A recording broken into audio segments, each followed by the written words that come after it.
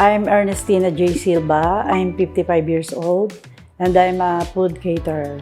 Actually, I'm a cook.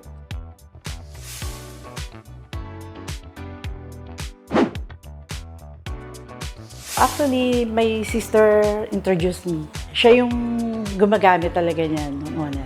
Sabi niya kasi talagang maganda raw yan. And nakita ko naman sa kanya na magandang effect sa kanya.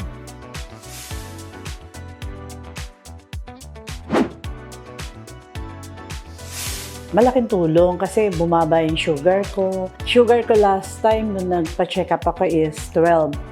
Right now, 8 na lang. And also my cholesterol, bumaba siya ng malaki. Diabetic ako. Actually, 44 years old pala ako, diabetic na ako. Hereditary. Actually, ang pinaka number 1 is gumanda yung pag-umaga, yung pagdumi ko. Ay, ganda, the best. Yan ang isa pinakamagandang nangyari sa akin. Before, hindi ako nagdudumi ng ganun. Ngayon, after ko mag-take ng wheatgrass, yon, araw-araw talagang magandang pagdumi ko. Mas dumagdag siguro ang pagiging alive ko. Before, parang medyo tatamad-tamad ako. Pero hyper ako talaga. Kasi nga, dahil sa work ko, sanay ako magtrabaho.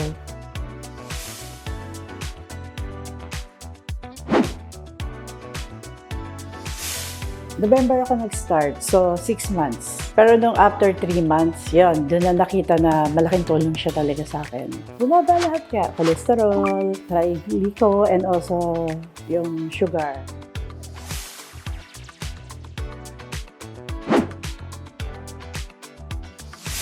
Pagkagising ko sa umaga, with my empty stomach, yan agad ang iniinom ko, wheatgrass.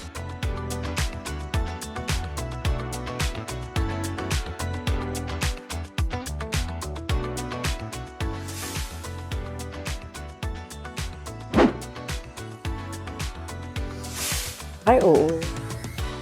I-recommend ko talaga yun sa mga kamukha kong diabetic patient. Kasi nabasa ko lahat yan na magaling daw talaga siya and malaking tulong yan.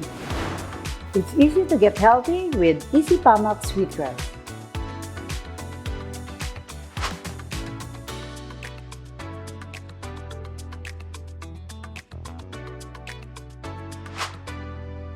Mahalagang paalala, ang Easy Famax Wheatgrass ay hindi gamot at hindi dapat gamiting panggamot sa anumang uri ng sakit.